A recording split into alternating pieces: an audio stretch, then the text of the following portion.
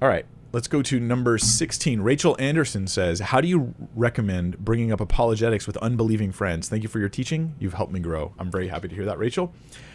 Here's what I recommend is I would try to start by asking them questions. So this can be tough, because what I want to know is this. I've had enough apologetics conversations with people to realize, Rachel, that sometimes you can go on proving things to them that have no impact on them whatsoever because they don't care if those things are true. So I'm going to find out what they care about first. So if I prove the Bible was inspired, would that matter to my friend? If I prove that Jesus resurrected from the dead, would that matter to my friend?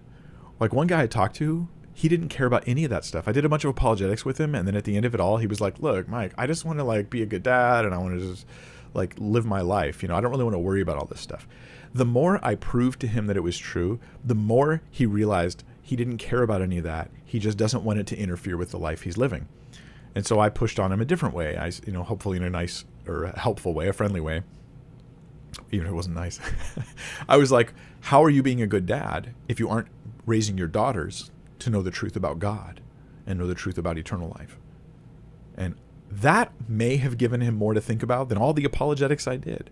So I'm going to suggest, Rachel, that you try to determine what they care about.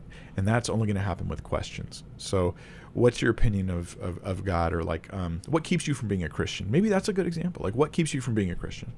Oh, well, it's too strict. I don't really like the strictness of it all. Oh, really? That's good. I thought I had to prove the Bible's inspired or something.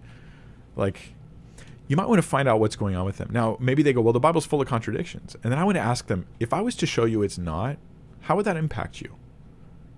I want to know if there's stakes. There's something that's going on here. Try to use wisdom to find what they care about, what matters to them. And if nothing matters to them, then your task is to make something matter. And your first apologetics task is to make it matter. Then you can build your case. If they don't care about whether God exists or not, make them care. What would be the implications of there being no God? So William Lane Craig has a teaching he does on this about the absurdity of life without God. And I think that's a very helpful video in raising the awareness of people that it matters that God exists. So he doesn't even make the case for God there. He talks about the absurdity of life without God. This is where apologetics comes down to I don't just want to answer questions. I want to help people see the light. And I pray that God gives you wisdom, Rachel. Find out what they care about. If they don't care, you want to stir up care. And that's a different task than proving the truth of something. It's showing why it matters. So those are my